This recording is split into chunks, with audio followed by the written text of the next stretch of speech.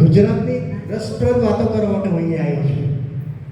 જે કે આમાં રસ કોમેડી એટલે કે મીન્સ કે ઇન્ટરેસ્ટ પડે એવી વાતો લઈને આવ્યો છું. એનું શીર્ષક છે ભાઈ ગુજરાતની ના થાય વાત, ભાઈ ગુજરાતની ના થાય વાત. હવે એ જે વાત કરી છે વચ્ચે વચ્ચે મને આવશે ગુજરાતની ના થાય વાત, તો તમે બોલી શકો સાથે.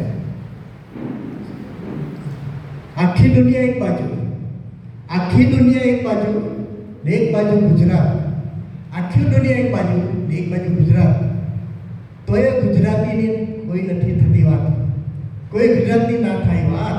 એટલો આગળ આશ્ચર્યજનક વાત છે. દુનિયા આખી જે કેરી ખાય છે, આખી દુનિયામાં કેરી ખવાય છે, એટલી કેરી તો આપણે ફ્રીઝરમાં રખાય છે. ખરી વાત.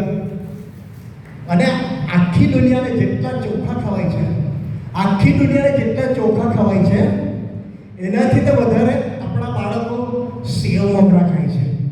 કેટલું બધું શુદ્ધ ચોખા આવી ગયા. આખી દુનિયા ગ્લોબલ વોર્મિંગથી રોંડેલા રહે છે. કેટલો તાપ પડે, શું તાપ પડે, ઝાડ પાડ કપાઈ ગયા તો લોકો ત્રાસી ગયા. આખી દુનિયા ગ્લોબલ વોર્મિંગના રોંડેલા રહે છે. અને એ જ તડકામાં આપણી ગુજરાતનો વેફર પાપડ છૂડો મૂકે છે. કેવી મજાની વાત છે. ગુજરાતની ના થાય વાત, ગુજરાતની ના થાય વાત.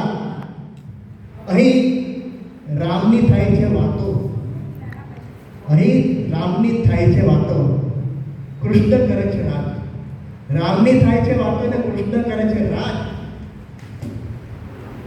ભાઈ પટેલની ખેતી, ગઢવીનો કંઠ, વાણિયાનો વેપાર અને ઠાકોરનો ઠાઠ. ભાઈ પટેલની ખેતી, ગઢવીનો કંઠ, વાણિયાનો વેપાર અને ઠાકોરનો કંઠ. ગુજરાતની ના થાય વાત, ગુજરાતની ના થાય વાત. દુનિયા આખી ક્રેડિટ આપતે ડરે છે, આખી દુનિયા ક્રેડિટ આપતે ડરે છે. ના અહીં નરસૈયાની હુંડી પર કાનૂનો સાક્ષી ભરે છે. દુનિયાની આખી આજે ક્રેડિટ આપતા ડરે છે.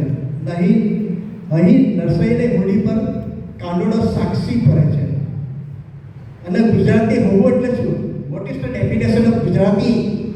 એ સમજાવું છું. ગુજરાતી એટલે હરતો ફરતો મોજ કરતો, પોતાની શરતે જીવતો, શૂન્યમાંથી સર્જન કરતો.